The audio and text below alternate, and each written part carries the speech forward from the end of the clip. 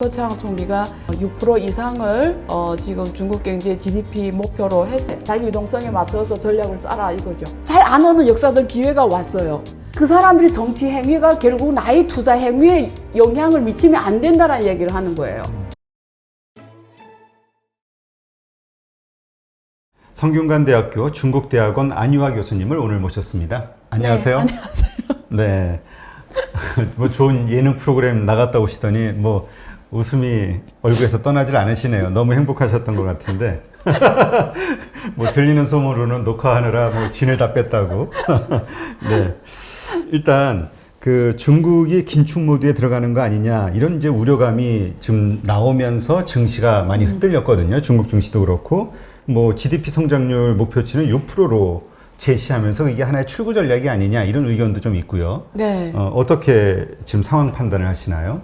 뭐 그러니까 이런 내용 가지고 제가 많이 했어요. 그래서 내용이 또 중복되면 우리 8.15 보시는 분들이 혹시 또 같은 내용 들을 수 있으니까 좀 지루하잖아요. 네. 그래서 좀 다른 얘기 해드릴 건데요. 그 전에 질문을 하셨으니까 그 이번에 양회 끝나고 기자회견에서 리커창 총리가 6% 이상을 6% 이상을 지금 중국 경제 GDP 목표로 했어요. 그래서 하한선을 6%로 한 거고 상한선은 제한을 안 둔 거죠. 그래서 IMF나 월드뱅크나 지금 7.9에서 8.1% 뭐 이렇게 높게 본단 말이에요.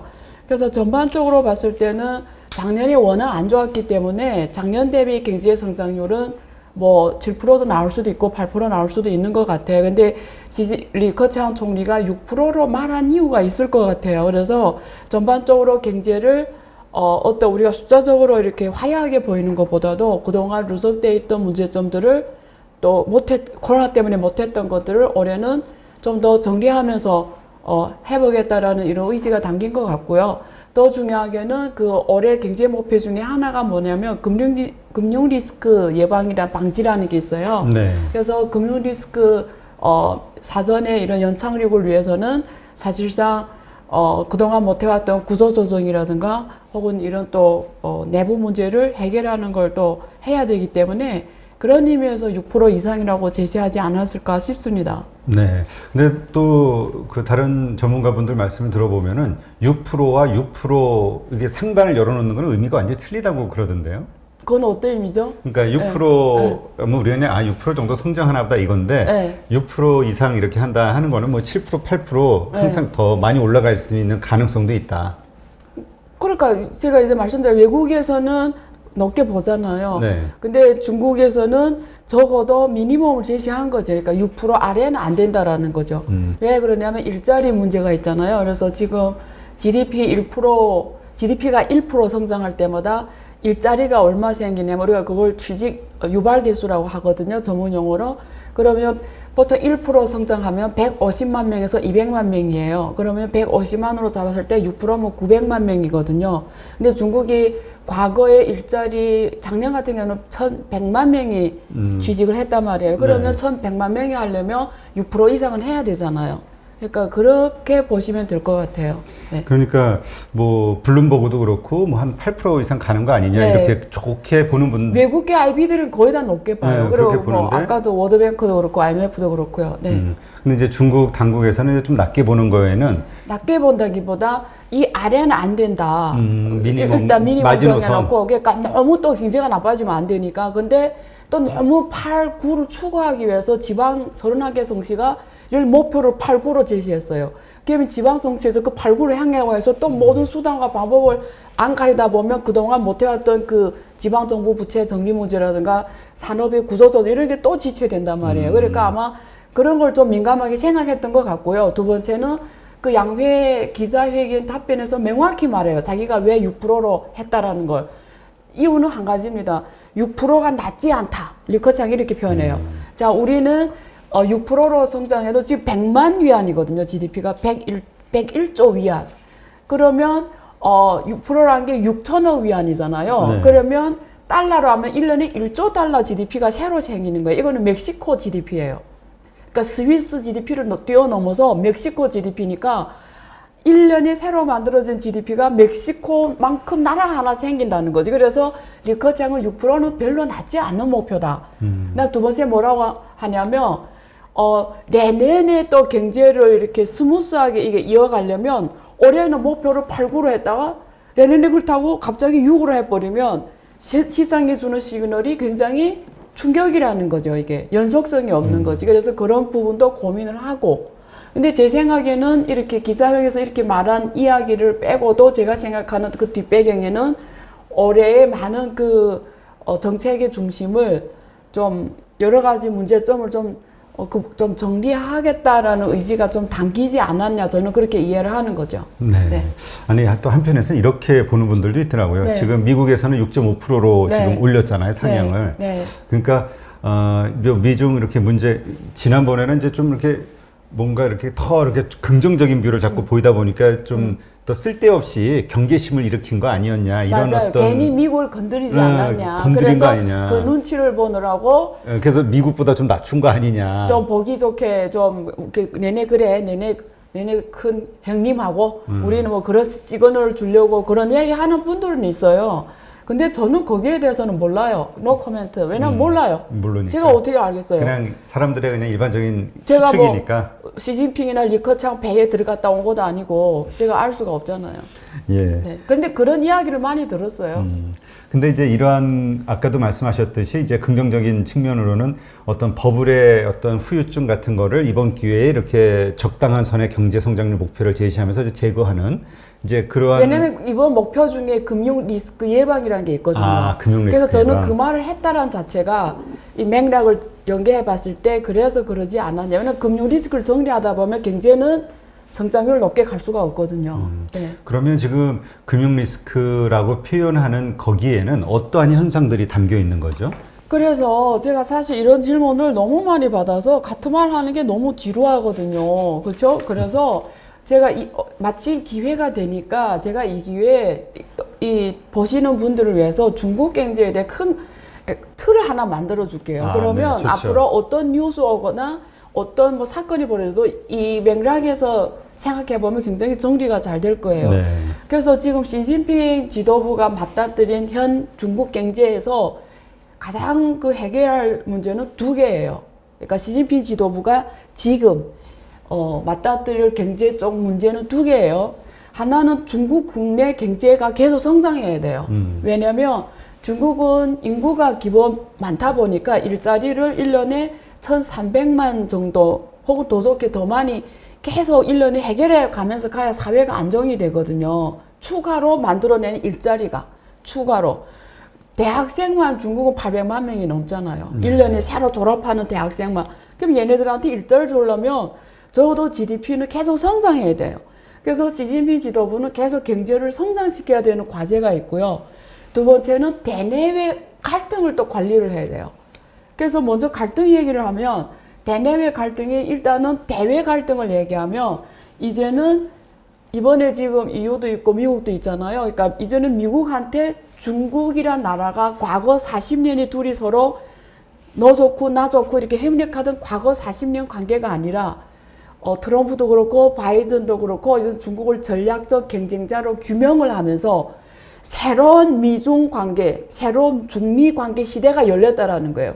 그러면 이 갈등이 앞으로는 더 커지면 커졌지 작아지지는 않을 거고요. 네. 근데 바이든 같은 경우는 혼자 하는 게 아니라 또 동맹국들을 동원해서 같이 중국을 견제하기 때문에 중국은 계속 수출을 하면서 살아가야 나라야 되고 대가방을 해서 많은 기술 자원, 인재 자원, 이런 해외에서 원자료 수입, 수출 이런 걸 다 하면서 가야 되는 국가이기 때문에 특히 중국 기업들이 세계로 나가야 되는 이런 시대에 미국이란 나라가 동맹국들을 동원해서 중국에 대해서 어떤 방어 전략이라든가 배제 전략이라든가 이러면 중국이 이 대외 갈등을 관리하는 게 굉장히 지금 어려워진 거예요. 그래서 굉장히 지금 점점 확대되고 있는 거고요. 갈등 측면에서 두 번째는 대내 갈등도 엄청 심해요. 네. 그 시진핑 정부가 맞닥뜨린 대내 갈등은 뭐가 있냐면 일단 일자리 지금 빈부격차가 계속 커지면서 민영기업이라든가 중소기업들이 굉장히 지금 민영 경제가 어려워졌어요. 그죠? 그래서 일자리가 점점 줄어들고 있어요. 그래서 일자리를 특히 지금 산업이 고도화되면서 그 인공지능이 이제 산업으로 들어오잖아요. 이게 로봇이 다 사람들이 일자리를 대체하잖아요. 그러면 중국 같은 나라는 1년에 출근하면서 살아간 노동자들이 9억이 넘는 나라예요. 근데 그게 만약에 로봇에 대체되면 그 사람들이 일자리를 뭘로 해결해야지? 그러면 이 사람들이 일자리가 없을 경우에는 갈등으로 번지는 거죠. 사회 안정 갈등, 안정화가 문제가. 그래서 대내 갈등은 일자리 안정화를 어떻게 계속 스무스하게 자동화 시대에 끌고 갈 것이냐. 그리고 또 미국과의 갈등 때문에 수출이 어려워지고 이러면 그에 따른 또 일자리 또 없어지잖아요. 네. 그래서 이런 일자리 문제, 그 다음에 부패, 공산당이 일당 독재를 장기하다 보니까 고위 관료들이 지난번에 또 그런 사건 몇 번 터졌잖아요. 그렇죠. 어떤 관료가 위안화로 13억 위안, 원화로 한 2천억을 집에다 둔 거잖아요. 이런 부패 관료들을 어떻게 관리를 해야 중국은 인민이라고 하잖아요. 국민이라는 단어 안 쓰고 인민. 그래서 인민들이 계속 공산당에 신뢰를 보내면서 안정 정치를 할 것인가, 부패 관리. 그리고 소득 격차. 계속 중국이 지난번에 제가 말씀드렸잖아요. 리커창이 중국은 월 소득이 17만, 그러니까 위안화로 1000위안, 원화로 17만 안 되는 인구가 6억 명이 있다고 했잖아요. 근데 또 월 소득이 15,000달러 넘는 인구도 또 우리가 1.5억 명, 거의 2억 명이 넘어가거든요. 그러니까 1.5억 명이 넘는 인구는 월 소득이 25,000달러 넘어가고 6억 명은 월 소득이 17만 원 원화도 안 되는 거예요. 그러니까 빈부격차가 엄청 커지니까 지금 시진핑 지도부는 갈등 관리에서 대내 갈등과 이제 말씀드린 일자리, 부패, 그리고 소득 격차에 따른 대내 갈등과 미국, 유럽, 서방 세계, 중국에 대한 견제에 따른 대외 갈등. 이게 지금 굉장히 심각한 거예요. 그래서 이런 측면에서 시진핑 지도부가 앞으로 맞닥뜨릴 도전은 엄청난 거고요. 이게 중국의 지속 경제 성장을 이렇게 뒤에서 이렇게 잡아당기는 역할을 할 수가 있는 거죠. 그리고 아까 첫 번째 말 두 개 과제 중에 하나는 갈등 관리를 말씀드렸고 하나는 경제 성장이잖아요. 그죠? 그래서 경제 성장은 중국은 그동안 이렇게 수출 주도형, 그렇죠? 원자재를 수입해가지고 중국에서 제조를 해가지고 다시 유럽이나 미국에 수출했어요. 그래서 중국의 제일 큰 수출 시장이 어딘지 아세요? 중국이 제일 큰 수출 시장이? 유럽? 네, 유럽이 1위고요. 그 다음에는? 미국. 아니, 2위가 아시안. 아시안. 네, 그 다음에 3위가 미국이에요. 그래서 이런 수출을 통해서 기술도 사실은 수입해 오고 또 자기 제조업도 발전하고 이랬는데 지금 수출이 안정화 문제가 있죠. 그래서 시장이 안정화. 근데 지금 이게 또 미국과의 갈등 때문에 이 시장이 지금 힘들게 됐잖아요. 네. 그래서 지금 그걸 내수로 바꾸겠다는 거잖아요. 그러니까 내수로 가려면 중국 사람들 자체가 소비를 확대해야 되는데 지금 있는 상품 구조로 가지고는 중국 사람들 호송해서 돈을 못 내게 한단 말이지. 그러니까 중국은 좋은 물건 만들겠다. 브랜드 물건을 만들어서 중국 사람 돈 쓰게 하겠다라는 게 쌍순환의 하나잖아요. 내수. 그리고 소비 업그레이드 하는 거고요. 근데 이게 내수로 가려면 중국 사람들이 돈이 많아야 돼요. 자기가 돈이 많아야 돈을 쓰는 거잖아요. 근데 월 가처분 소득이 도시는 월 가처분 소득이 6,000달러예요. 근데 농촌은 2,000달러밖에 안 돼요. 그러니까 이런 소득으로 소비 확대를 할 수 있는지, 아까 말한 그런 고급 소비 구조를 갖고 갈 수 있는지, 소비 주도의 경제로 갖고 갈 수 있는지는 퀘스천이에요. 그래서 중국은 자원 안전이 확보가 중요한데요. 그게 에너지, 특히 석유의 수입의 안전성, 그리고 식량의 안전성, 그리고 친환경. 그래서 친환경은 비용 상승으로 이어지다 보니까 이게 중국이 제조 고도화를 해야 되는 문제거든요. 기술의 고도화. 그러니까 비용 상승이니까 이건 짧은 기간에 되는 문제가 아니잖아요. 근데 그러면서 경제를 성장해야 된다? 그러니까 지금 굉장히 지금 또 도전이고요. 마지막에는 거시 안정성이에요. 거시 안정성이라는 게 가장 중요한 게 달러 기축 통화잖아요. 달러 기축 통화다 보니까 중국은 이머징 국가잖아요. 그러면 미국에서 돈을 풀면 돈이 쏙 하고 중국으로 들어왔다가 미국에서 금리를 인상하고 걷어들이면 돈이 쏙 빠져나면서 중국 자체의 통화 정책이 독립적으로 갈 수가 없는 거예요. 그래서 이게 돈이 풀렸다, 걷어갔다 하면서 이게 금융 시스템에 위협을 하고 금융 위기를 더 크게 하는 거죠. 그래서 다시 정리해드리면 시진핑 지도부가 앞으로 중국 경제에 앞으로 위기가 오냐 안정성으로 가냐는 두 가지를 잘 관리해야 되는데 첫째는 갈등 관리에서 대내 갈등과 대외 갈등 그리고 빈부의 격차. 예, 그래서 경제 성장은 또 어떻게 해야 되냐? 아까 말한 것처럼 내수를 확대해야 되는데 수출이 한계 있는 상황에서 그건 또 아까 같은 도전이 있다. 그리고 자원 안전이 확보성 그리고 여기 거시 안정성. 근데 뒤에 자원하고 거시 안정성 확보는 다 미국과의 관계가 있습니다. 그러니까 그렇죠. 미국과의 대외 갈등을 어떻게 관리하느냐에 따라서 또 중국의 경제 성장이 이제 자원하고 이제 거시 안정성이 영향받기 때문에 또 이 두 개 경제 성장과 또 갈등 관리는 또 서로 맞물리는 문제이기도 해요. 그래서 시진핑 지도부는 역대 이래 적어도 78년 계획 개방 지금부터 40년이 지났잖아요. 가장 큰 도전에 지금 맞닥뜨린 거죠. 근데 이런 것들이 서로 맞물리면서 중국 스스로 해결할 수 있는 문제도 있지만 공산당이 혼자 해결할 수 있는 문제도 있지만 이제 대외 갈등이라든가 그리고 이제 거시 안정성이라든가 에너지 자원이 확보 안정성이라든가 수출의 안정성 이런 거는 혼자서 잘해서 되는 문제가 아닌 거죠. 그래서 이게 경제 성장과 갈등이 서로 맞물려 가지고 시진핑 지도부는 역대 이래 가장 큰 도전에 지금 처했다 이렇게 보시면 될 것 같습니다. 그러니까 하여튼 내부적으로도 상당히 고민이 많은. 그러니까 위기와 기회가 도전이 더 큰. 그러니까 우리가 바깥에서 볼 때는 뭐 6%, 8% 얘기 나올 정도로 경제 성장률 좋고 코로나 잘 잡았다 이렇게 자평하고 있고 모두가 다 잘 돌아가고 있는 것 같이 보이지만 안으로는 그 빈부의 격차부터 시작해서 미중 문제부터 해서 해결해야 되는 위기의 과제가 많다고 그 과제도 서로 연계되어 있고요. 근데 그 빈부의 격차 문제가 나오면 하나 떠오를 수밖에 없는 게 뭐냐면 부동산 문제잖아요. 네. 지금 뭐 그 유동성이 중국도 부동산 쪽으로 몰려가서 상당하게 더 심하게 빈부 격차를 늘렸다 이런 얘기도 있던데요. 그 중국은 그러니까 어느 나라든 거의 비슷한데요. 돈이 부동산에게 몰리게 되면 빈부 격차가 커지게 돼 있어요. 그렇죠. 왜냐하면 우리가 일상 월 소득이 있잖아요. 월급 받는데 거기서 내가 부동산 대출을 많이 받으면 이자를 내야 되고 그리고 뭐 임대를 많이 내게 되면 내 소비가 줄어들잖아요. 그래서 어느 국가든 부동산 정책이 가장 중요한데요. 관리를 잘 못하면 소비가 확대될 수가 없어요. 근데 지금 중국 사람들이 월 소득의 거의 절반이 부동산 임대료를 내거나 부동산 구매해가지고 대출 이자를 내거나 이런 데다 보니까 내가 소비를 확대할 수가 없어요. 그러니까 쓸 돈이 없는 거죠. 네. 그러니까 이게 내수 성장하겠다 해놓고는 결국 부동산에 발이 잡힌 계획이 되는 거죠. 그래서 터키도 그런 문제가 있는 거예요. 한국도 가계부채 문제 때문에 그 지출 이자 때문에 그렇죠. 그만큼 내수가 준다 이런 얘기가 있죠. 그리고 금리를 설상가상 올려버리면 빵 하고 위기가 오는 거죠.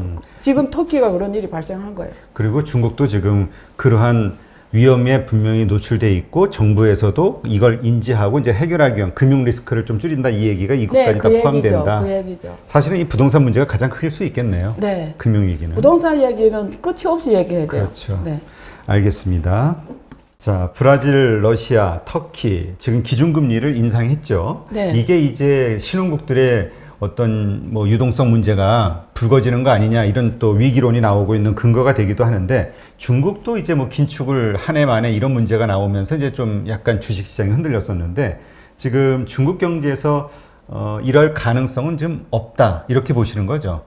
네, 그 질문에 제가 답변 드리기 이전에, 왜냐면 제가 항상 제 스타일은 이렇게 답을 주는 거는 큰 의미가 없다고 봐요. 왜냐면 왜냐면 이 듣는 사람들이 답을 암기내는 것도 아니고 그 답이 맞다는 보장이 없죠. 나는 결론은 내줄 텐데, 제가 어차피 결론은 내줄 거예요. 근데 그 결론이 틀릴 수도 있어요. 근데 논리를 얘기 드리면, 논리를 듣고 스스로 결정을 내리라는 거야. 단지 제가 내린 결론은 그냥 참조만 해라는 거고요. 그래서 제가 답을 드릴 건데 그 전에 지금 중요한 현상이 벌어졌어요. 우리 대표님도 보셨겠지만 지금 요즘에 터키가 리라가 마이너스 그렇죠. 환율이 막 마이너스 17% 되고 사실 금융위기 수준이거든요. 그러면 여기서 브라질이라든가 러시아라든가 이런 나라는 왜 기준금리를 인상했는지를 아셔야 돼요. 그렇죠. 네, 왜 했을 것 같아요?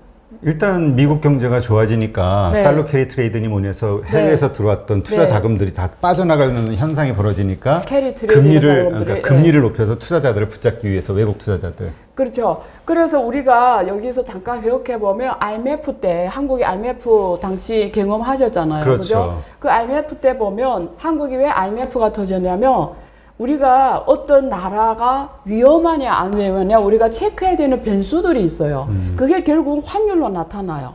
그래 보면은 보통 그 위기가 터진 나라들의 공통 특징이 뭐냐면 경상수지가 적자입니다. 그러니까 경상수지 적자라는 거는 수출을 해서 돈을 못 벌어들인다는 거예요. 그렇잖아요. 그러니까 돈이 계속 나간다는 거죠. 그렇죠. 호주머니에 돈이 없다는 게 경상수지 적자인 국가들. 그리고 민간 부분이 부채율이 큰 거예요. 민간 부분이 부채율 크다는 건 뭐죠? 돈을 또 쓸 수가 없으니까 국내 경제가 돌아 못 간다라는 거죠. 네. 민간 부분이 부채율이 그 무역 의존도가 높은 나라들, 그렇죠? 무역 의존도가 높고, 그 다음에 특히 단기 외채가 높은 나라들이 단기 외채가 높은 100%로 위기가 오는 거예요. 그래서 한국이 그때 가장 큰 문제점이 민간 부분, 특히 기업의 부채율이 높았죠. 막 대우 같은 경우에는 1000% 넘어갔어요. 그랬었죠. 예. 그리고 단기 외채가 특히 높았다라는 거예요. 그러면 이럴 경우에는 이게 다 기축통화가 아니기 때문에 달러가 들어왔다가 쏙 나가면 바로 무너져 버리는 거예요. 그래서 이제 질문 중에 브라질, 러시아, 터키가 있었잖아요. 지금 네. 터키가 먼저 터진 거예요. 근데 터키 같은 나라가 중국하고 정말 비슷해요. 경제가 뭘로 돌아갔냐면 건설업하고 부동산으로 돌아갔어요. 아, 그럼 건설하고 부동산이 뭐에 제일 민감하냐면, 그래서 우리는 금융하는 사람들이 부동산을 금융에 넣어요. 그렇죠. 부동산 영역이 금융학과에 속하는 거예요. 근데 부동산이 왜 금융이지? 이상하잖아요. 왜냐면 부동산이라는 게 금리에 변동하거든요. 그렇죠. 제일 크게 그래서 부동산업이 잘 가다가 금리를 올려버리면 아까 임대료를 내거나 아까 우리가 이자를 내는 게 확 올라가 버리니까 가게가 확 무너지는 거예요. 그렇죠. 못 내게 되는 거지. 이자가 확, 한국도 지금 한국의 가계 부채가 지금 1700조인가 800조인가 그 금리를 올린다고 생각해봐요. 한국 사람들이 그 부동산 이자를 얼마 많이 내야 되나. 그러면 확 무너져 버리거든요. 그래서 보통 부동산하고 건설업으로 간 나라는 금리에 되게 민감해요. 근데 이 금리가 그 화폐가 기축통화 아니면 미국 영향을 너무 크게 받는 거예요. 왜냐면 미국에서 돈을 쫙 풀면 그 돈들이 한번이라고 해서 이머징 국가에 쫙 들어와요. 왜냐면 이머징 국가하고 미국 간이 금리 차가 있으니까 그 금리 차 먹으려고 들어오는 거예요. 근데 미국에서 금리를 올리거나 이러면 그 돈이 쫙 빠져나가면 그 돈이 이머징 국가에 들어왔다 부동산이가 다 있거든요. 왜 부동산이 가냐면 부동산 수익률이 제일 좋으니까. 그래서 부동산이 쫙 들어갔다가 미국에서 금리를 올려버리면 다시 돈을 쫙 빼면 그 나라 이머징 국가의 금리가 쫙 왜냐면 정부에서 그러면 그 돈들을 안 나가게 하려고 어떻게 하죠? 금리를 올리는 그치. 거예요. 돈 이자 좀 더 줄게. 더 줄게 나가지 마. 이러다 보니까 금리 올라가 버리면 부동산 사람들이 이자 지불이 확 올라가 버리면서 경제가 무너지는 거예요. IMF 때가 그랬죠. IMF 그랬잖아요. 그래서 지금 터키가 그런 거예요. 터키 특징을 제가 말씀드릴게요. 터키가 지금 우리가 이제 앞에서 말한 단기 외채라든가 경상수지라든가 민간부문 부채를 무역청의 무역 규모 이런 걸 다 GDP로 나눠서 퍼센테이지로 봐요. 근데 터키 같은 경우에 지금 가장 큰 문제가 뭐냐면 경상수지가 적자입니다. 올해 1월말에도 경상수지가 마이너스 30억 달러 적자예요. 그러니까 그 다음에 지금 미국에서 원래 파월이 뭐 올리지 않는다 뭐 어찐다 하다가 제가 옛날에 여기서 말했던지 생각은 안 하는데 파월은 완전 강경파거든요. 그 2008년 그 다음에 한 2011년부터 12년부터 금리를 올리기 시작할 때 가장 강력하게 제재한 게 올려야 된다고 얘기를 한 게 파월이었거든요. 이 사람은 올리는 주의자예요. 그러니까 저는 꼭 그렇게 갈 거라고 믿고 있었거든요. 근데 지금 어쨌든 뭐 원하든 안 원하든 장기 금리는 올라가고 있잖아요. 그러니까 돈도 지금 미국하고 중국과의 그 스프레드가 확 줄어들었어요. 250bp에서 150bp로 확 줄어들었단 금리 말이에요. 차이가. 예, 스프레드가 금리 차이가. 그러니까 돈이 이머징에서 나가게 돼 있단 말이에요. 그래서 제일 먼저 나갈 때는 이런 펀더멘탈이 취약한 나라에서 나가요. 그게 터키 같은 경우는 경상수지가 적다. 그 다음에 단기 외채가 지금 GDP 대비 1.6% 이거 되게 높은 거예요. GDP 대비 106%? 다시 단기 외채가 GDP 대비 16.4%예요. 아, 16%. 굉장히 높아요. 단기 외채가 네, 이거네요. GDP 대비 이건 엄청 높은 거거든요. 그리고 왜냐면 지금 한국 같은 나라는 GDP 대비 단기 외채가 8.2%예요. 그럼 한국이 2배라는 얘기죠. 그리고 그 외환보유액 많으면 줄 수도 있잖아요. 그렇죠. 근데 외환보유액 대비 지금 1.6배예요. 단기 외채가 외환보유액 대비 1.6배. 그러니까 무슨 말인지 알죠? 외환보유액을 못 갚는다는 거예요. 예. 그러니까 가장 먼저 그 나라 환율이 무너지는 거예요. 그러니까 민간 부채, 부모 부채를 심지어 GDP 대비 75%예요. 이거는 굉장히 높은 거예요. 일본이 옛날에 잃어버린 20년 시작됐을 때 민간 부분이 부채 비율이 70% 조금 안 됐어요. 그러니까 엄청 높은 거예요, 이거는. 그러니까 지금 펀더멘탈에 무역 의존도가 터키 같은 경우에는 민간 부채율이 80%예요, 80%. 80%. 그리고 무역 의존도가 GDP 대비 지금 터키 같은 경우는 60%예요. 그러니까 무슨 말 펀더멘탈이 굉장히 취약한 거예요. 그러니까 미국에서 지금 금리를 올리지 않은 데서 터키 같은 나라는 그냥 하루아침에 쫙 무너질 펀더멘탈을 갖고 있는 거예요. 그래서 이런 나라들이 또 어떤 나라 있냐면 아르헨티나, 브라질, 러시아, 멕시코, 남아프리카, 우크라이나, 인도네시아, 칠레 등등. 신흥국들이 네. 뭐 많이 들어가 있네요. 그래서 이게 지금 굉장히 지금 심각해서 터키가 지금 막 17% 백화절하되고 이러잖아요. 화폐가 무너지고. 그래서 이게 지금 큰 그림입니다. 이제 논리를 설명드린 거예요. 근데 이제 질문이 그거였잖아요. 중국도 이럴 가능성이 있지 않냐. 그래서 중국도 그 취약하니까 결국은 금리를 올릴 거 아니야. 이 질문 하신 거죠. 근데 중국 같은 경우에는 제가 말씀드린 일단 경상수지가 적자가 아니고 흑자예요.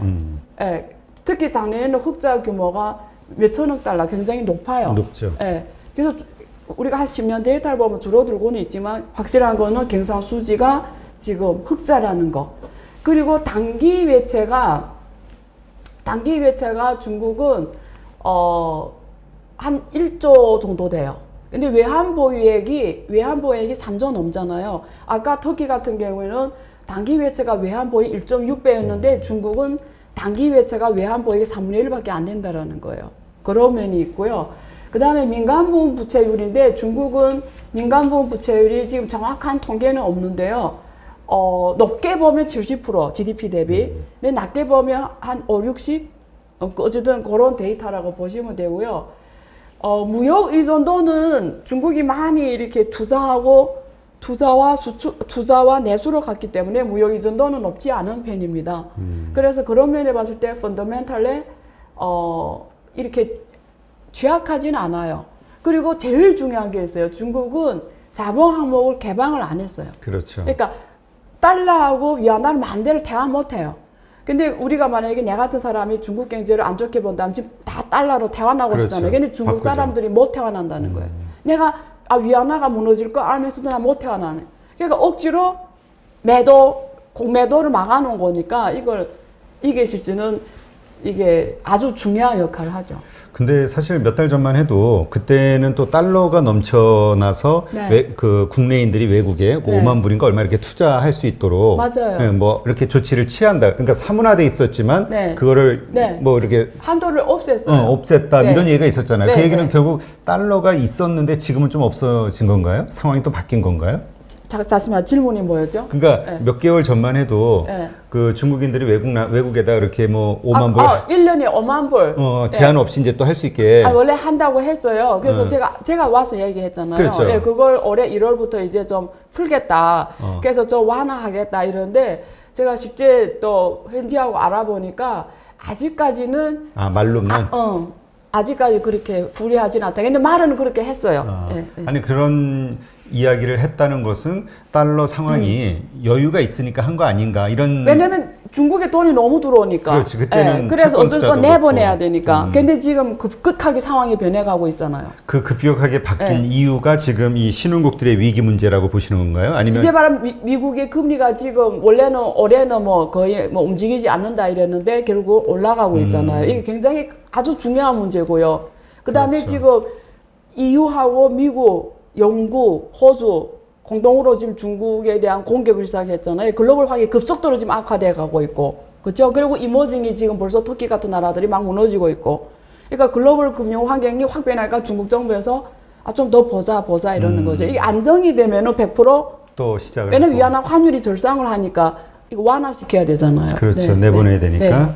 그러면 지금 이 터키라든가 브라질의 위기가 네. 이 나라들만의 위기로 끝날 것이냐, 네. 아니면 이게 여기서 시작된 위기가 신흥국 전체, 그다음 중진국, 선진국으로 계속 전이가 될 것이냐에 대한 우려가 또 크잖아요. 그거는 굉장히 이게 예를 들어 미국 같은 나라는 그때 2008년에 금리위기 터져서 전 세계 위기로 번졌잖아요. 왜냐면 그러니까 전 세계 외환보유액, 모든 나라 외환보유액이 결국 다 미국 시장에 가서 운영이 된단 말이에요. 그죠? 네. 중국의 3조 넘는 외환보유액도 지금 옛날 같은 경우는 미국 국채를 한 70, 80%를 외환보유액으로 갖고 있었잖아요. 네. 이처럼 모든 이머징 국가의 외환보유액은 다 미국 금융시장에 다시 들어가서 운영하는데 미국 금융시장이 무너지면 전 세계에 쫙 오잖아요. 근데 만약에 거꾸로 이 이머징에서 위기가 나오면 그때 우리 IMF 때 경험했잖아요. 이머징 국가들 다 무너지는 건데 그렇다고 그때 미국하고 영향은 크죠. 주식시장에 다 같이 샥이 오고 다 오지만 거꾸로보다는 좀 덜하죠. 그러니까 그런 문제는 있죠. 근데 영향은 어차피 글로벌에 굉장히 큰 샥인 거는 맞죠. 네. 그러니까 그러한 상황, 지금 미국도 경제 상황이 만만치 않고 중국도 뭐 어쨌든 지금 위기 관리 중인 상황이니까 여기에서 그런 위험한 어떤 사고가 터지도록 그냥 보고만 있겠느냐, 혹은 그렇죠. 좀 도와주면서 그거를 그렇죠. 연착륙하게 그렇죠. 뭔가 유도하겠느냐, 네. 이런 게 이제 궁금한 거죠. 그래서 올해 원래는 양회에서 말할 때는 급격한 정책의 급커브가 없다. 그러니까 작년에 했던 동안정책 완화라든가 재정책 완화를 올해는 확 줄이지는 않겠다는 뜻이었는데 실제 까보니까 예를 들면 지방 정부채 같은 경우도 작년에 대비 한 2천억 적게 하겠다. 그렇죠? 작년에는 3.8조였는데 올해는 3.6조로 하고 통화 정책도 지금 금리 인하라든가 지준율 인하 이런 건 거의 뭐 확실하게 그 표현에는 없었단 말이에요. 한다. 작년에는 있었거든요. 짱준, 짱리리 이렇게 하겠다. 근데 올해는 그 표현이 없는 거 봐서는 결국은 통화 정책을 어른 정책 안 펼치겠다는 거니까 올해는 확실하게 돌아섰거든요, 이쪽으로. 근데 미국에서 금리 움직임을 계속 봐야 되겠지만 그러면 중국 정부도 왜냐면 지금 CPI가 중국이 이미 5% 넘어가고 있어요. 물가가. 그러면 이 금리가 너무 낮으면 결국 실질금리가 마이너스 되잖아요. 그러면 이건 중국 국민들 돈을 상대적으로 뺏어오는 게 되고 소비 확대를 또 못 하거든요. 그러니까 이게 실질금리 마이너스로 가기에는 중국 경제 상황이 아직 못 받아들여요. 일본하고 달라. 일본은 계속 마이너스, 실질금리가 마이너스잖아. 그렇지만 괜찮잖아요. 왜냐면 일본 자체가 내수로 돌아가는 나라이기 때문에. 근데 중국은 아직 내수로 돌아가는 시스템을 못한 상황에서 실질금 마이너스로 한다는 거는 중국이 하고자 하는 쌍순환을 할 수가 없다라는 거거든요. 그래서 지금 그런 면에서는 금리를 조금 이렇게 또 미국이 이렇게 금리 올리니까 조금 따라서 좀 이렇게 조정을 해줘야 돼요. 올리거나 뭐. 근데 그건 LPR 금리라든가 이런 거를 통해서 창구 유동성 이런 걸 통해서 좀 조정할 것 같아요. 유동성을. 근데 어쨌든 지금은 중국 정부 뜻은 이래요. 보면서 하겠다라는 거예요. 예, 상황 보면서. 그때 맞게. 연준하고 좀 비슷하네요. 예. 알 수 없고 그냥 맞아요. 대응을 하겠다. 맞아요. 그래서 중국은 찡준, 정확하게 맞춰서 진행하겠다. 뭐 이런 거예요. 그렇군요. 그러니까 아무리 전망이 어둡건 밝건 네. 그거에 맞춰서 뭔가 준비를 하는 게 아니라 일단 지켜보다가 벌어지는 상황에 맞게끔 그때그때 대응을 네. 하겠다. 네. 이렇게 보면 되겠네요. 네.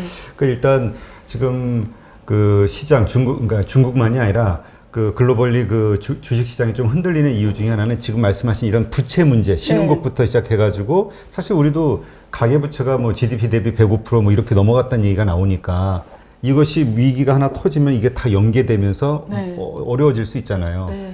그러니까 이거는 뭐 중국도 그 전에 1대1로 해서 못 받고 있는 돈이 있었다 우리 그때. 맞아요. 그것도 엄청난 달러잖아요. 예, 엄청나죠. 네. 예. 그러니까 이런 것들 결국은 이 빚을 빌려준 나라들이 탕감을 해줘야 되는 그런 상황이 오는 거 아닌가. 네. 전체가 살기 위해서. 맞아요. 그런 걱정하시는 분들도 있더라고요. 그렇죠. 그래서 사실 못 받는 게 거의 기정사실화가 됐고요.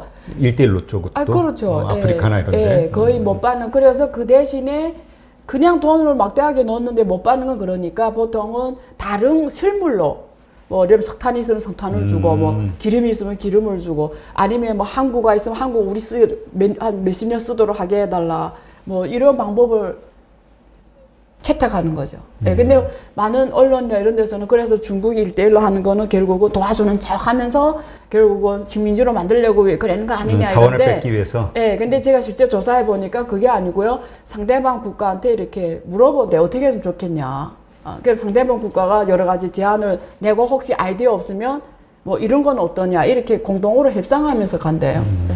우리도 옛날에 러시아에서 돈 못 받을 때 아마 무기로 받고 막 이랬던 것 그렇죠, 같은데. 그렇죠. 맞죠. 비슷해요. 네, 실물로 그러니까 이래 받는 거죠. 실물로 필요한 걸로 이제 받는다. 기업도 그래요. 이렇게 배당을 돈이 없어 못하면 자기 생산한 제품으로 배당을 줄 때가 있거든요. 실물 배당하거든요. 그러니까 그런 거는 유동성 있게 할 수 있다 이거죠. 네. 그러니까 하여튼 이러한 상황들 때문에 네. 어쨌든 이게 리스크가 커지는 그렇죠. 거잖아요. 네. 부채로 인한. 그렇죠. 네. 이게 결국 주식시장을 하락 쪽으로 유도하는 큰 요인이. 하방 리스크로 네. 작용하고 있는 거죠. 그러니까 불확성이 더 커진 거죠.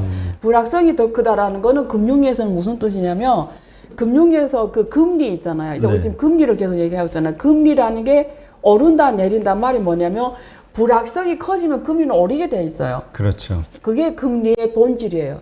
위험이 커지면 금리는 위험이 커진 불확성이 크다. 금융에서 위험이라는 거는 불확성을 말해요. 그냥 불확성이 크다. 이 말은 금리가 오른다. 이 말이에요. 이렇게 이게 되게 깊은 내용인데 그렇게 이해하시면 돼요. 그러면 지금의 투자자들 입장에서는 네. 물론 알 수 없지만 네. 현재 상황에서는 좀 되게 리스크 관리를 해야 불확성이 되는 크니까. 네. 시점이라고 보시는 건가요? 네, 굉장히 이게 자기 자산에 대해서 이게 지금 가격이 크게 변동한다라는 걸 알고 있어야죠. 내가 손에 이미 투자한 자산이 있다면 크게 변동할 거라는 걸 알고 있어야 되고요. 거기에 따라 내가 나의 유동성을 체크해야죠. 만약에 내가 지금 주식을 갖거나 채권을 갖고 있는데 유동성이 커져요.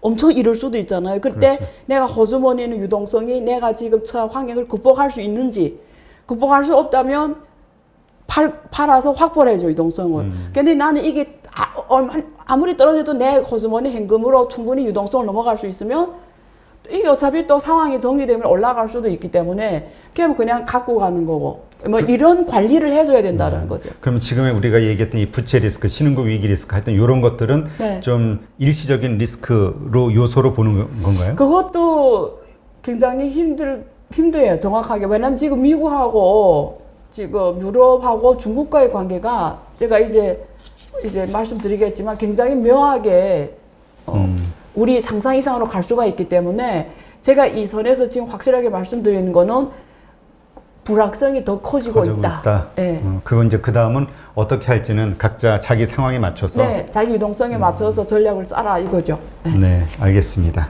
이번에는 그 미국 증권거래위원회 그 상장 폐지 규제 강화 이 문제가 또 이 중국 기업들에 대해서는 상당히 큰 이슈가 되고 있는 것 같아요. 네. 참 그 뭐죠? 그 골드만삭스에서 요새 수상한 거래를 했다 해가지고 10몇 조에 대한 뭐 어떤 그 금액을 네. 1조인가 뭐 10몇 조인가 하여튼 그 갑자기 그 장중에 블록딜을 해버리면서 근데 거기에 상당수가 중국 대형 기술주들이다 네. 이런 뉴스가 나오면서 파장이 맞아요. 있었잖아요. 이게 맞아요. 도대체 왜 그런가?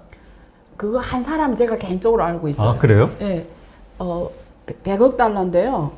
다 중국 개념 주식들이에요. 그 미국에 상장된 중국 주식들이거든요. 근데 지금 그 배경에는 뭐가 있냐. 그러니까 지금 이렇게 보시면 돼요. 지금 너무 재밌어요.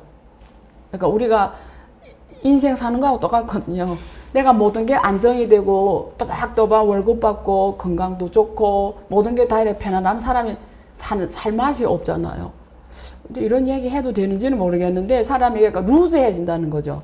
근데 이렇게 항상 내가 위기감에 있어서 긴장하다 살다 보면 금방 가버리잖아, 세월이. 우울증을 느낄 새 없이. 근데 지금 금융시장이 그렇다는 거죠. 그러니까 지금 금융시장은 어떤 상황이냐면 대단한 헤지 펀드들도 돈을 막 잃을 수 있는 거예요. 이것도 뭐 이렇게 돈을 뭐 1억, 2억이 아니라 하루에 막 10조, 원화로 10조 잃을 수도 있고 하루에 막 10조를 벌 수도 있어요. 하루에. 그러니까 10조 단위로 내가 시장에서 벌 수도 있고 10조 단위로 돈을 잃을 수 있으니까 무슨 말이죠?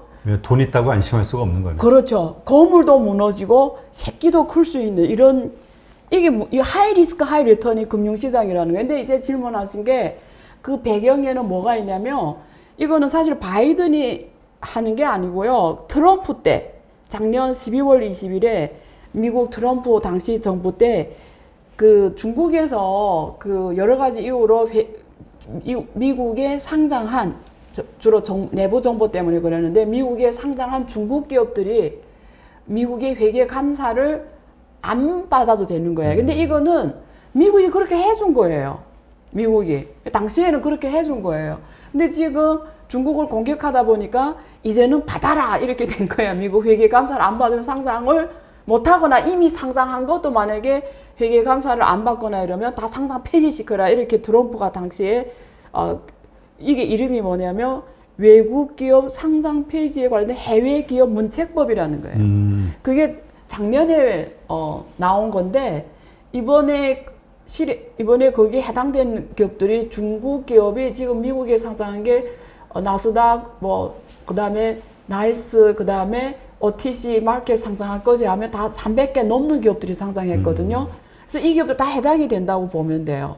그래서 혹자는 이게 그렇죠. 이게 이름은 외국 기업이라고 했는데 실제는 이게 중국 기업을 제재하기 위해서 나온 거다 이렇게 표현을 한단 말이에요. 그러니까 지금 생각해봐요. 만약에 우리 임 대표님이 지금 월가인 헤지펀드 사장이에요. 그럼 지금부터 왜냐면 월가인 헤지펀드들은 다 돈을 막 우리 돈으로 몇십 조씩 굴리는 애들이잖아요. 그러면 지금까지는 중국하고 미국 관계가 굉장히 좋았고 또 세계에서 중국이 유니콘 기업이 제일 많았어요. 네. 유니콘 기업이라는 거는 듣는 사람들은 혹시 모를 수도 있으니까 스타트 기업인데 몸값이 우리 원화로 1조 넘는 기업을 말합니다. 그러니까 벤처 기업인데 만들어진 지 얼마 안 된 기업인데 이 기업의 가치가 1조 넘는 기업. 영어로는 10 billion dollar. 그러니까 이런 걸 우리가 1 billion dollar. 이걸 우리가 유니콘 기업이라고 하는데 중국이 이런 기업이 제일 많았잖아요. 그러니까 미국에 있는 헤지 펀드들이 중국의 성장에 베팅한 거예요. 그래서 그 포트폴리오에 보면 우리가 말하는 BATJ 기업이 다 있어요. 뭐 바이두라든가 텐센트라든가 알리바바, 찡동 다 있었고 그리고 최근에 와서 자율자동차 니오라든가 리시아, 쇼펑 다 갖고 있었단 말이에요. 포트폴리오. 텐센트 뮤직이라든가 iQ라든가 중국 이런 콘텐츠 플레이 주식들. 근데 지금 갑자기 트럼프 정부 때부터 시작해서 중국 기업을 때리기 시작하니까 지금 내가 헤지펀드 사장님이 포트폴리오 이미 있단 말이에요. 주식. 그렇죠. 그러면 지금부터 이 헤지펀드 사장 입장에서 고민해야 되는 거야. 자, 미국하고 중국 관계가 좋아질까 말까. 이거 얼마나 중요한지. 그렇죠. 이 사람한테는 여기에 베팅을 잘하면 거액을 버는 거고 베팅을 잘못하면 한순간에 내가 무너지는 거예요. 그래서 이제 질문한 내가 누구라고 말 안 할게요. 그 헤지 펀드가 글로벌에 다 유명한 펀드예요. 뭐 뉴스에 나오는데 얘기하셔도 돼요. 그래도 안 할게요. 왜냐면 내가 알아서. 그래서 그건 찾아보세요. 그럼. 그래서 무슨 황이든지. 거기서 그 100억 달러를 투자한 거예요. 그 돈을 100억 달러 투자를 어마어마한 거의 대부분 이 중국 개념주를 갖고 있었는데 막 거기서 100억을 번 거예요. 하루에. 금융 역사에서 아마 하루로는 수익이 제일 높았을 거예요. 그렇죠?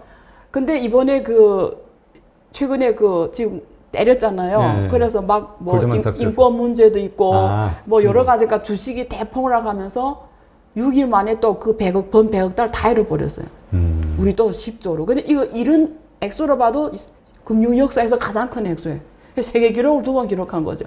그러니까 무슨 말이냐면 그러니까 우리는 이 시점에서 조사로서 이 사건을 봤을 때 지금 질문이 제가 임 대표님한테 하면 앞으로 시장을 어떻게 가냐에 보려면 놀랍게도 미국하고 중국 관계가 어떻게 된다는 게 헤지펀드 사람들한테 너무 중요한 거예요.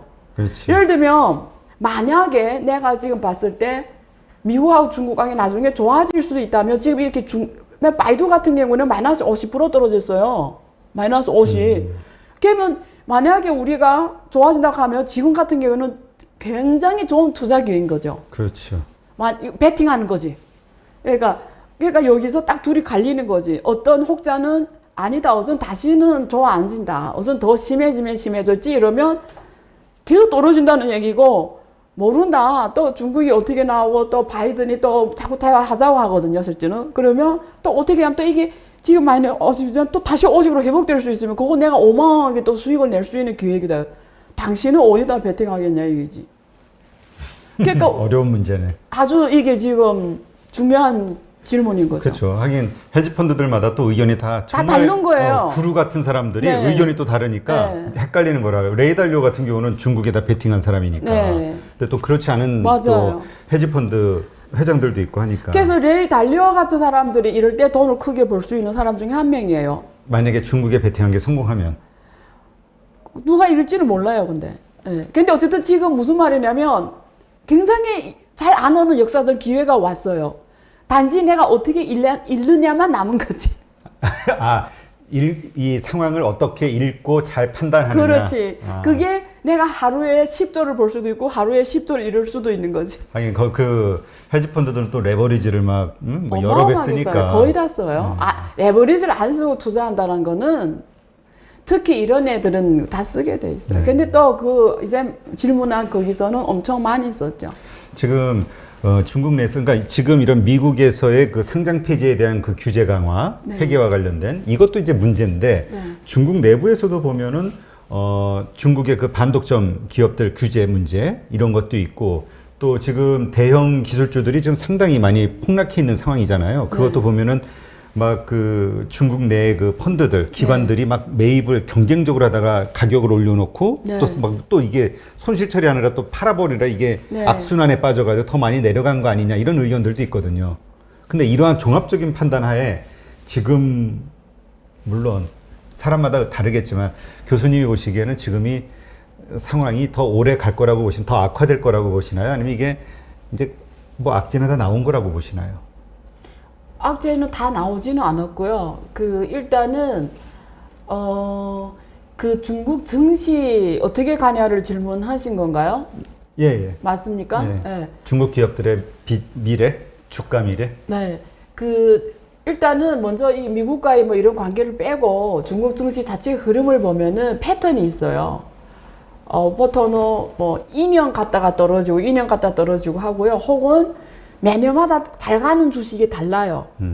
그러면 예를 들면 올해 가치주가 갔으면 그 다음에는 성장주가 가요.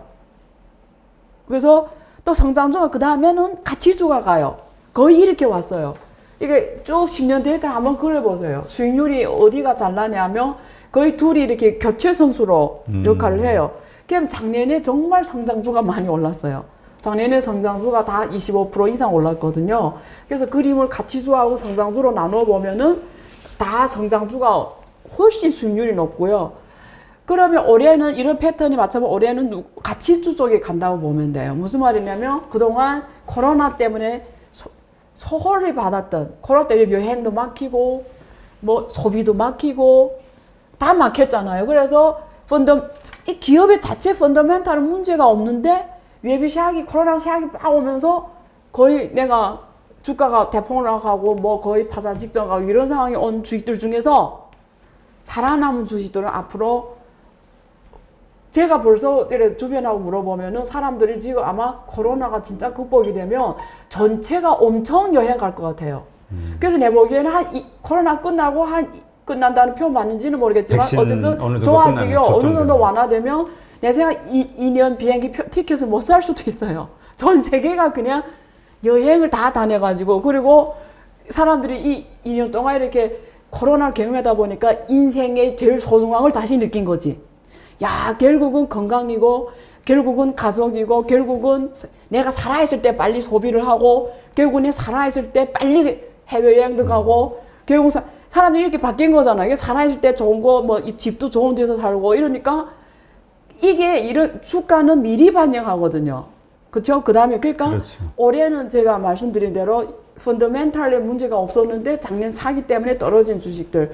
그래서 보면은 우리가 그 철강주라든가 조선주나 화학주라든가 그리고 소비주, 경기 항공주, 민감주들. 경기 민감주 쭉 얘네들 중에 펀더멘탈이 좋은 애들, 특히 세계적인 시장에서 중국에서 1등이면 세계 1등이 이제 되게 많아요. 그런 주식들. 그런 것들 우리가 좀 더 디테일하게 들어가서 보면서 분석해 보는 게 그래서 올해는 구조적 이런 거 표현을 구조적 기회라고 해요. 전체적 인덱스는 모르겠는데 개별장 구조적 기회는 있다 이거지. 섹터를 잘 고르면. 네. 그러니까 근데 이제 또 많은 사람들이 지금 이제 이런 얘기가 나올 때는 또 이미 상승하기 시작하는 초입이 아니라 이미 조용히 어떻게 많이 올라왔더라고. 그리고 요즘 이제 급등하고 있고. 맞아요. 그러니까 지금 맞아요. 들어갈 저 타임이냐. 선주도 엄청 올렸어요. 해운주하고. 그러니까 이 들어갈 타임이냐, 들어가면 물리는 거 아니냐 이런 고민들이 많은 거예요. 이게 중국이든 미국이든 뭐. 그러니까 분석을 해라고요. PBR 보고 펄을 보고 그렇죠? 원점으로 보고, 돌아가라, 원칙으로. 원칙으로 돌아가라는 거고 과거 데이터를 봐라는 거, 트랙 레코드를 보고. 근데 그 원칙이 지금 시점에서는 뭐 이러저러한 유동성 때문에 PER을 사실 뭐 몇 배를 더 주고 네. 과거에는 우리가 뭐 예를 들어서 한국도 뭐 9배면 되지 않아? 뭐 이 정도 하다가 지금 글로벌리 뭐 이렇게 되니까 한 13배 줘도 되지 않아? 이런 식으로 바뀌잖아요. 이러한 원칙이 적용돼도 되나요? 아니면 이 과거의 원칙을 적용해야 되나요? 아니에요. 그렇게 보는 게 아니에요. 어떻게 보냐면, 그러니까 이게 또 내가 학교 강의가 시작돼요, 이러면. 이게 그러니까 사람들이 주식 투자할 때 기본 알아야 되는데, 기본 모르니까. 모르고 하니까. 예. 결국은 이런 거예요. 그러니까 우리가 하나만 말씀드릴게요. 뭐, 많이는 말씀 안 드릴게요. 매출액을 봐야 돼요. 매출액이 성장하냐를 봐야 돼요. 매출액이 성장하는데 시가총액, 이런 간단하게 말하면, 제가 정말 간단하게 매출액이 7천억이야. 지금 매년만 7천억을 벌어들여. 근데 몸값은 시가총액, 기업의 이 지금 거래하는 주식의 가격으로 곱하기 발행 주식한데 몸값 시가총액이 3천억밖에 안 해. 그럼 지금 요즘에 올라서 4천억이야. 3천억도 싸고 4천억도 싸다라는 거예요. 그러니까 핵심이 뭐냐면 당신은 그 기업의 진짜 가치를 아냐고. 모르니까 이런 질문 하는 그렇지. 거예요. 전달이 죄송한데 됐습니까? 네. 아프게 됐어요. 내가 또 부드럽게 한다는 게 어제 이렇게 잘 안 되죠. 제가 전혀 내가 뭐 잘난 것처럼 하는 게 아닙니다. 오투가 이래요. 오투가. 어떤 사람들은 오해를 하더라고. 제가 오투가 이런데. 그래서 아주 올 때마다 부드럽고 곱게 말하고 연습하는데 잘 안 돼요. 당황스러워요. 그렇게 얘기하면. 정말요? 그러니까 이해를 해달라고. 그러니까 최대한 노력하고 있습니다. 그러니까 우리가 여러 가지 보조 지표지만 일단 가장 최우선으로 보는 게 매출의 규모, 증가. 이익의 규모가 증가하느냐. 계속 이렇게 가냐. 그러니까 과거서부터 지금 주식이면 우리가 한번 잘 볼 필요 있다. 알겠습니다. 왜 주가라는 게 미래 캐시 플로를 금리로 오늘의 가치로 할인한 거거든요. 또 이런 말하면 좋아 안 해요. 아니 근데 지금 그런 것 때문에 성장주가 많이 떨어지는 게 너무 과거 10년 후, 20년 후 걸 가져와가지고. 그러니까 어제는 내가 30년 살아도 될까 말까. 그러니까 그게 그때는 우리가 높은 퍼하고 너무 올랐다라고 말하는 거예요. 근데 참 재밌는 게 심리가 작년에 이런 것들이 통용됐을 때는 당연히 다 받아들였거든요. 그렇지. 맞아. 그럴 수 있잖아. 맞아요. 근데 같이 또 사기도 하고. 그게 왜 그러지? 유동성이 많아서 그래요. 근데 이제 장이 횡보하고 하락하기 시작하니까 이제부터는 사람들 분위기에 또 휩쓰니까. 바뀐 거야, 싹. 어디 분위기에 휩쓰는 거지. 그러니까 이게 야, 나의 정말. 스토리로 투자하는 게 아니고 분위기에 휩쓸어 가면서 우리가 양떼 효과라고 해요. 양떼. 군집하는 거. 네, 따라가며 투자하는 거 양떼 효과라고 해요. 사람들이 그게 일반인들이 그렇거든요. 이렇게 분위기에 휩쓸어 투자해요. 그래서 그게 보통 우리 증거시장에는 양떼 효과가 존재한다고 하거든요.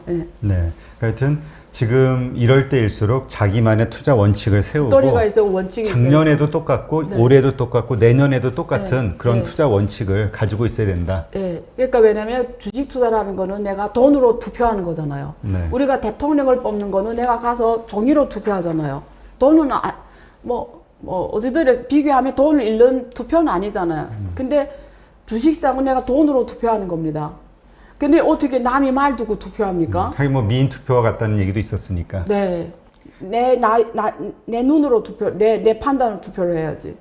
그러면 이제 결론적으로 지금 중국 시장이 지금 아까 얘기했던 뭐 중국 내부의 그런 문제, 그 다음에 미국과의 문제 이러저러한 요소들로 엄청나게 폭락한 상황인데 대형 기술주들이 이것이 절호의 기회로 보느냐 아니면 아직도 더 그런 상황이 지속이 될 것으로 보느냐 이거는 이제 사람마다 판단하겠지만 어쨌든 분명히 큰 기회는 열리고 있다 이렇게 보시는 거군요. 저는 그런 질문을 죄송하지만 또 강하게 볼 수 있으니까 그런 질문 별로 좋아 안 해요.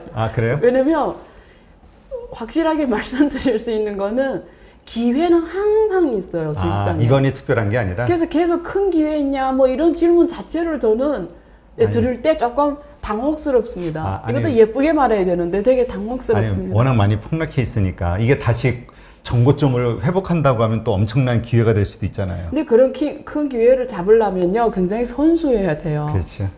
그러니까 어쨌건 네. 이러한 상황들, 일어나는 현상을 무조건 부정적으로만 보는 게 아니라 여기에서도 뭔가 기회를 찾으려고 근데 하는. 그런 건 있어요. 변동성이 아까 커졌다고 했잖아요. 변동성이 커졌다라는 거는 기회가 많다는 뜻하고 같은 의미입니다. 그렇죠. 너무 잔잔하면 뭐 기회 재미없죠. 없죠. 아예 기회 없는 거죠. 계속 그렇게 가면. 네. 네, 알겠습니다. 하여튼 투자와 관련해서는 한번 다시 그 상황을 점검하고 또 판단하고자 하는 그런 노력을 기울이셨으면 좋겠다는 생각을 해봅니다. 네. 네, 그럼 이번엔 뭐 정치적인 문제이기는 하지만 또 이게 경제적으로 연결되는 거기 때문에 약간 민감할 수도 있지만 간단히 좀 언급을 하고 넘어가겠습니다. 신장 위구르 지역의 인권 문제를 놓고 중국과 미국, EU 이제 뭐 이렇게 말싸움이 이제 시작이 됐죠. 서로 이제 좀 심각하게 그 이야기를 주고받고 있는데 이게 이 상황을 보면서 우리가 과거에는 그 미국이 유럽을 동맹으로 끌어들이기 위해서는 뭔가를 주는 게 있어야 된다 이런 얘기를 했었는데 별로 주는 것 같지는 않은데 명분으로 하나가 된 것 같은 느낌이 들거든요. 네, 유럽과 네, 미국이. 네. 어떻게 보세요? 유럽에 별로 준 거 없는 것 같은데 왜 유럽이 이렇게 나오냐. 근데 이래요. 예를 들면 H&M 이제 회사가 지금 가장 먼저 그러니까 올해 쓴 게 아니라 작년 자기 회사 홈페이지에다가 우리는 신강에서 나오는 그 솜을 쓰지 않는다를 작년에 썼어요. 6개월 지나 반년이나 넘었어요. 근데 왜 이제 와서 이게 터지고 아디다스라든가 일본의 나이키 이런 기업들이 이제 와서 그러냐. 작년에 그 트럼프가 이미 이 규제를 발동했거든요. 작년에 트럼프가 신강에서 나오는 이런 걸 쓰는 거 다 제재하겠다니까 그 글로벌 기업들이 자기 홈페이지에 다 영어로 제시를 한 거예요. 우리는 안 쓴다. 왜 그러냐면 트럼프 규제를 피하려고. 바이든이 한 게 아니에요. 이게 트럼프 때 이걸 만들어 놨어요, 이미. 그때 이미 이 대국적 기업들이 홈페이지에다가 이걸 했어요. 근데 왜 이제 와서 그러냐가 중요한 거예요. 근데 그게 따지고 보면 지난번에 2+2 회의를 했잖아요. 예. 그래서 일본을 거쳐서 그렇죠? 알래스카에서 예, 어디 먼저 일본에 가서 2+2하고 한국에서 하고 그다음에 알래스카에서 중국하고 만났는데 전 세계 기자들 앞에서 보여주는 모습이 중국하고 미국이 거기서 엄청 싸우는 모습을 보여줬잖아요. 그러니까 내 보기엔 두 나라가 다 뭔가를 보여주려고 했던 거예요. 그러니까 거기서 중국이 엄청 강하게 나갔단 말이에요. 그러니까 미국이 블링크가 딱 돌아가가지고 더 때려야 되겠다 이 생각한 것 같아요. 그래서 바로 유럽으로 날아갔잖아요. 그래서 유럽이 바로 무슨 발표를 하냐면 유럽 국회의원들이 중국의 그 신강 관련 관료들, 홍콩 관련 인권 관련 관료들을 제재하는 법안을 내놔요. 그러니까 중국에서 맞불을 놔요. 유럽의 관련 국회의원들을 제재하고 그 다 제재 명단에 올렸어요. 50몇 명을. 그러니까 무슨 말이냐면 이게 트럼프 때 해오던 게 지금이 더 가속화된 이유가 그 알래스카에서 2+2에서 보여준 중국 모습과 미국 모습이 전 세계 사람들한테 미국의 입장에서 걱정이 되는 거지. 왜냐면 거기서 그 중국의 양제츠가 내내 그 표현을 이렇게 했잖아요. 내내 실력이 높다 해서 우리한테 이렇게 대하지 말라. 우리는 내내 이런 걸 우리한테 먹히지 않는다 이렇게 강하게 딱 말했잖아요. 그러니까 뭔가를 보여줘야 된다는 게 있었다는 거지 이번에. 그래서 유럽을 동원해가지고 왜냐면 그게 주로 5I 국가들이에요. 영어권을 쓰는 나라. 그게 누구죠? 캐나다, 영국, 호주. 그러니까 영어를 쓰는 국가들이 지금 이렇게 나온 거고 그 관련 기업들이 이렇게 나온 거죠. 그러다 보니까 이게 지금 중국의 입장에 미국의 입장에 왜 신강이냐 이런 퀘스천 나오죠.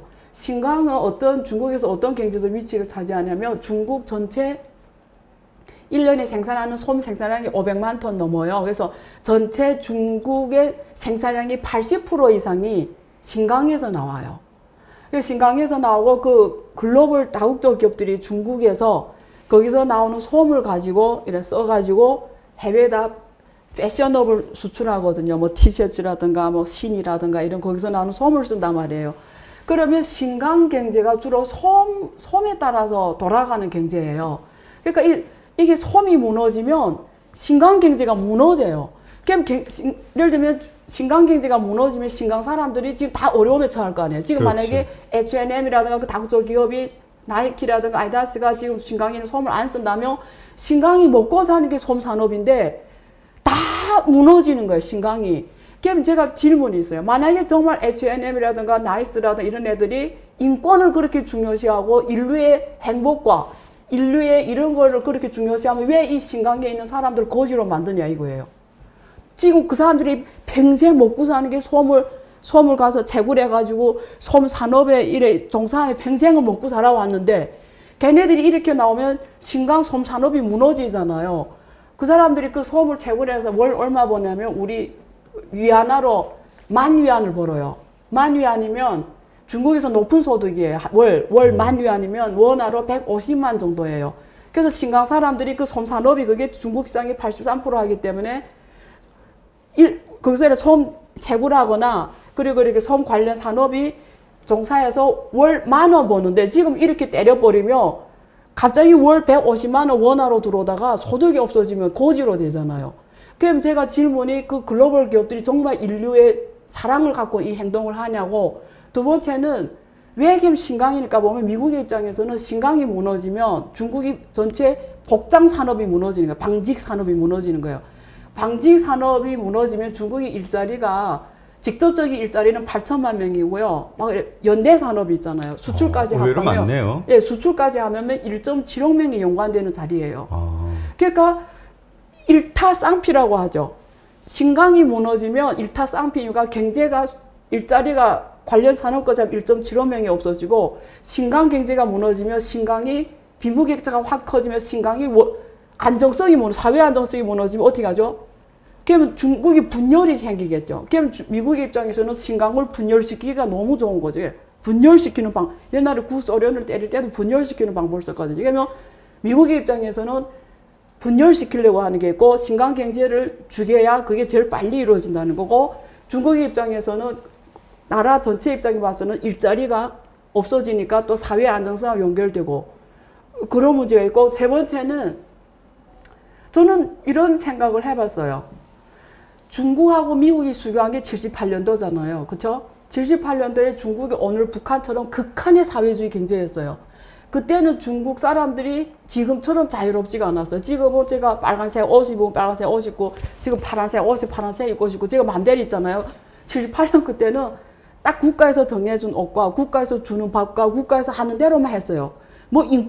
지금은 그때에 비하면 인권이 많다 못해서 그냥 되게 많잖아요. 그럼 제가 미국한테 질문하고 싶은 거지. 78년에 정말 인권이 없을 때는 중국하고 손 잡았잖아요. 수교를 했잖아요. 그러면 그렇게 인권이 중요하고 민주주의가 중요하고 인류의 법회적 가치를 중요시하는 사람 78년에 정말 인권이 없는 나라하고 왜 손을 잡았어요? 근데 지금에 와서 그때에 비해 중국 사람 돈도 많아지고 잘 살고 행복하고 나라가 지금 막 고속으로 발전하는 지금 와서 왜 인권과 민주를 내서 이제는 또 안 된다고 하냐고. 그게 무슨 제 말 뜻은 뭐냐면 결국은 한 개 국가가 어떤 한 국가가 자기 국가만의 이익을 위해서 필요할 때는 손잡고 필요할 때는 나쁜 놈이라고 욕하고 이런 나라가 글로벌 선도 국가로서 많은 국가들 따라가는 게 과연 이 많은 이미 발전한 발달 국가들이 해야 되는 행동이냐고요. 그러니까 일단은 모든 정치 행위에는 의도가 있는 거니까. 네. 그러니까 이거를 아마 순수하게 그냥 인권 문제로만 보는 그런 사람들은 없겠죠. 거의 다 이게 미국과 중국의 그 미중 갈등 그리고 신냉전으로 표현되는 그러한 상황 하에서 어쨌건 서로의 약점을 공격하는 게 이제 지금 그 정치 논리니까. 그래서 독일에서 그런 문장이 나왔어요. 지금 제2차 신냉전 시대가 시작되나. 2차 신냉전. 예. 그러니까 우리가 이제 이 정치적인 거는 일단 어느 쪽이 이거는 좀 차치하고 이러한 벌어지는 현상들 때문에 그렇지 않아도 어려운 경제 상황인데 이제 더 앞으로 어려워지는 거 아니냐라고 생각하는 게 일반적인 논이고. 그렇죠. 그 가운데서도 또 투자의 기회가 있지 않느냐. 지금 이런 불매라든가 이런 것들이 H&M이라든가 이런 것들로 인해서 어떤 주가에 영향을 받는다 해도 이건 사실 일시적 이벤트잖아요. 어떻게 이러한 영향을 받았을 때가 일시적 이벤트라고 보기에는 너무 커요? 심각하죠. 훨씬 심각하죠. 이게 왜 지속적으로 그러냐면 예를 들면 H&M이 지금 주가가 거의 뭐 지금 제가 지금 일부러 지금 그 주가를 제가 지금 핸드폰을 하는 게 아니고요. 주가를 보는 겁니다.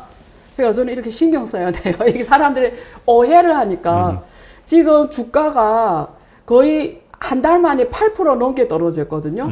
이게 225달러 이상 하던 게 지금 200달러까지 왔거든요. 그게 만약에 투자하는 입장에서 와, 그럼 지금 기회가 아니냐 이렇게 생각. 왜냐면 일시적 이벤트면 지금 들어가야 되는 거죠. 그렇지. 근데 그러기에는 사태가 너무 크다는 거죠. 왜냐면 지금 그 중국에서 이 지금 H&M 하나로 예를 들게요. 얘네들이 잘못하다가는 파산할 수도 있어요. 그래요? H&M이. 왜냐면 제가 데이터를 말씀드릴게요. 얘네 중국에서 일으키는 매출이 얼마냐면 286억 달러예요. 상당히 많이 하네. 286억 위안화예요. 일단 곱하기 170 해봐요. 200이라 하면 4조 넘거든요. 한 5조 되는 돈이에요. 근데 얘네들 전 세계에 1,500개 지점이 있는데 중국에 267개 지점이 있어요. 얘네들이. 네. 근데 지금 왜냐면 일단은 267개 지점이 그냥 다 끝난다고 보시면 돼요. 그냥 전체 1,500개 중에 267개니까 거의 뭐 40%가 거의래.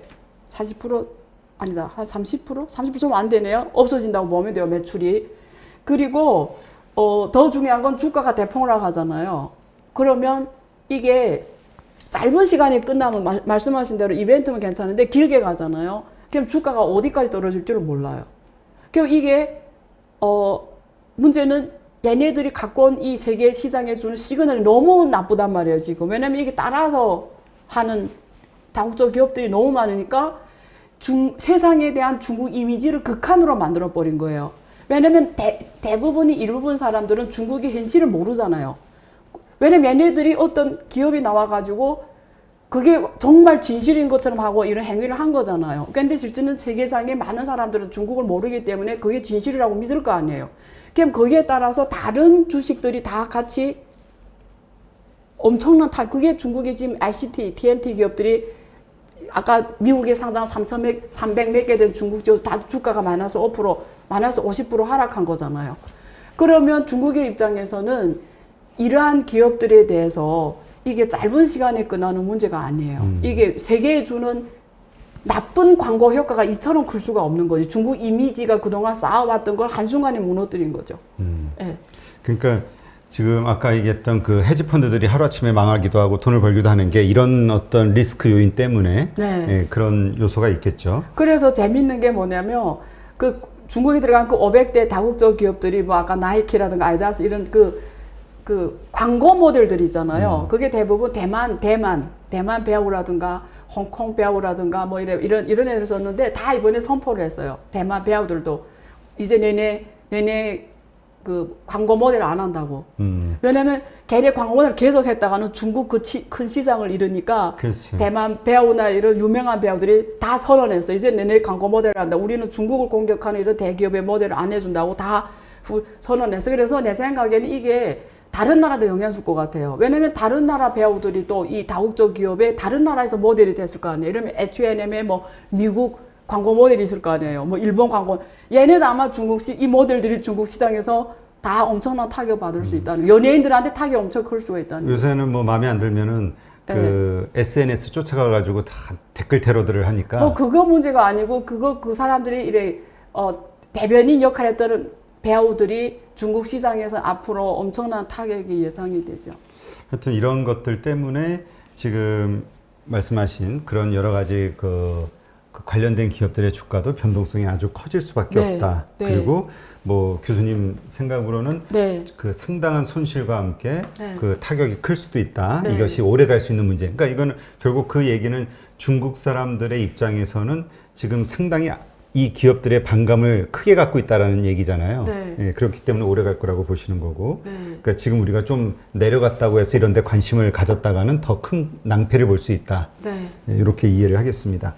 지금 이렇게 문제가 좀 심각해지다 보니까 다시 한번 그 중국 GDP, 그러니까 중국이 가지고 있는 힘의 크기에 대해서 다시 한번 생각해 보게 되거든요. 네. 그러다 보니까 과연 중국 GDP가 뭐 지금 미국의 70% 쫓아왔네 이런 얘기가 있는데 그게 정말 실제 힘이 미국의 GDP와 단순 비교할 정도의 질적인 면으로 강한가에 대한 의문을 갖는 분들도 있더라고요.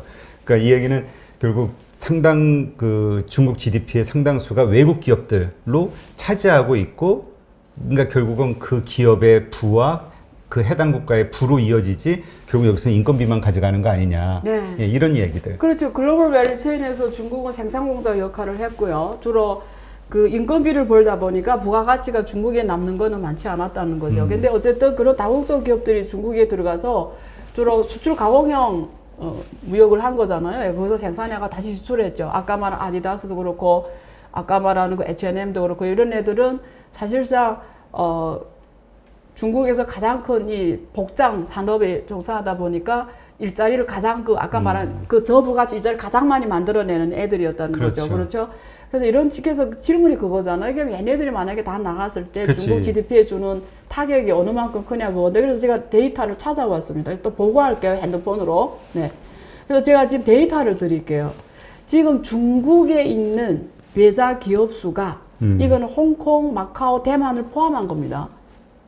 대부분 홍콩을 통해서 또 들어가요. 그래서 2019년 말 기준으로 지금 중국에 있는 외자 기업의 수가 100만 개예요. 100만 개. 약 100만 개 기업이 있는데요.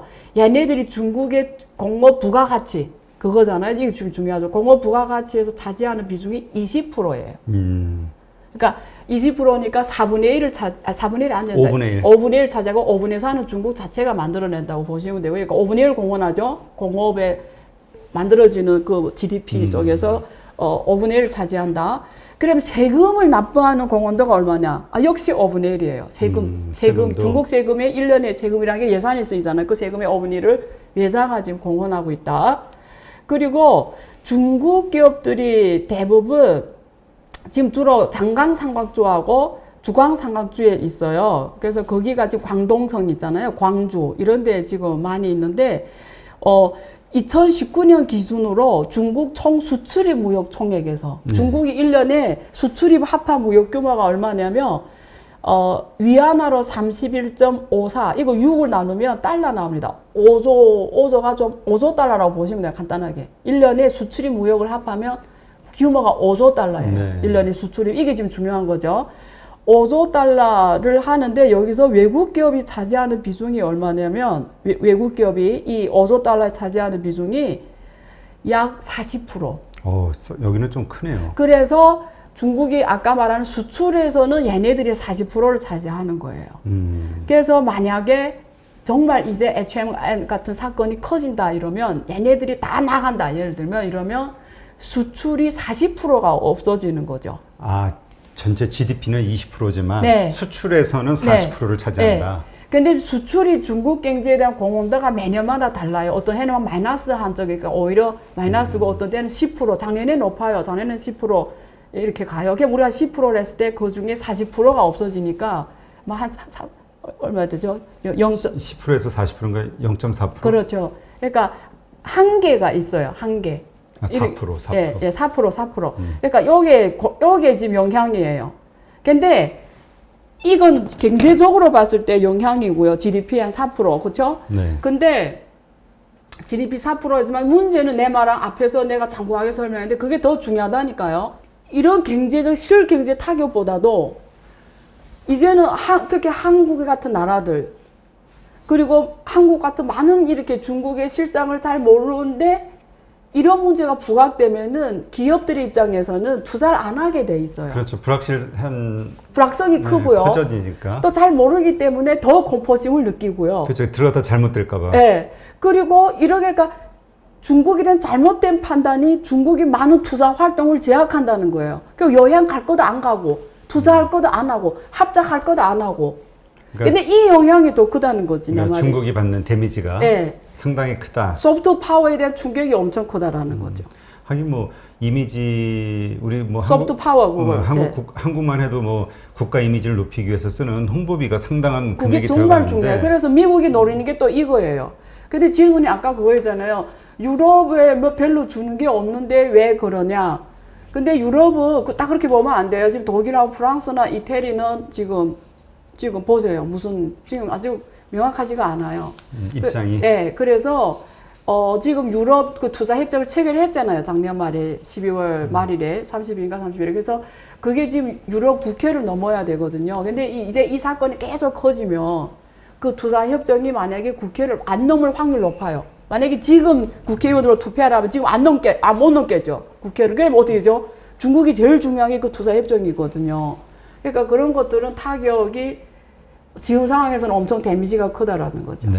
네. 하여튼 그 트럼프 때 그 이상으로 지금 바이든 때 행정부에서도 그 미중 갈등의 문제는 상당히 심각한 그 리스크로 떠오를 수 있는 네.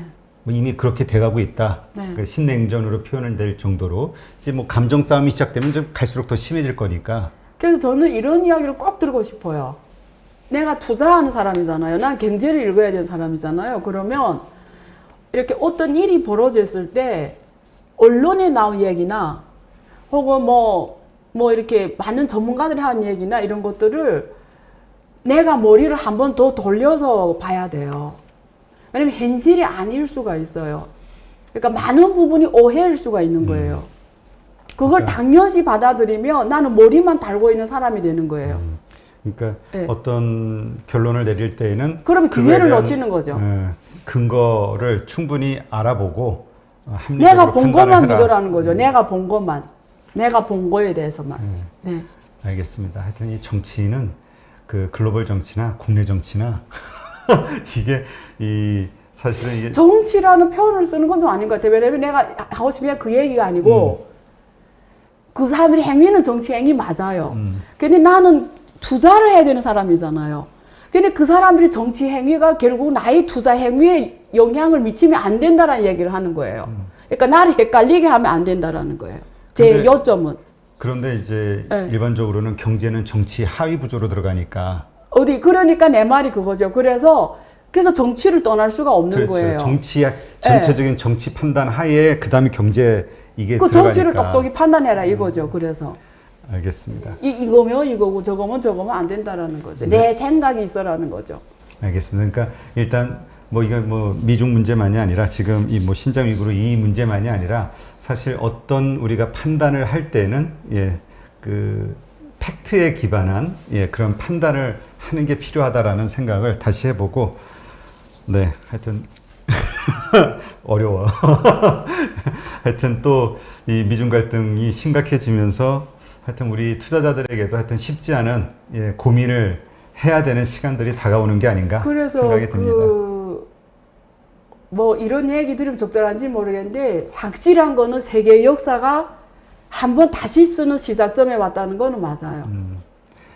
그걸 우리가 지금 경험하고 있다라는 것이 어떻게 보면 고통스럽기도 하지만 또 어떻게 보면 되게 행운일 수도 있어요. 내가 그렇죠. 이런 시기를 큰 지각백동이 일어나는 이 시기를 내가 경험하고 있는 거잖아요.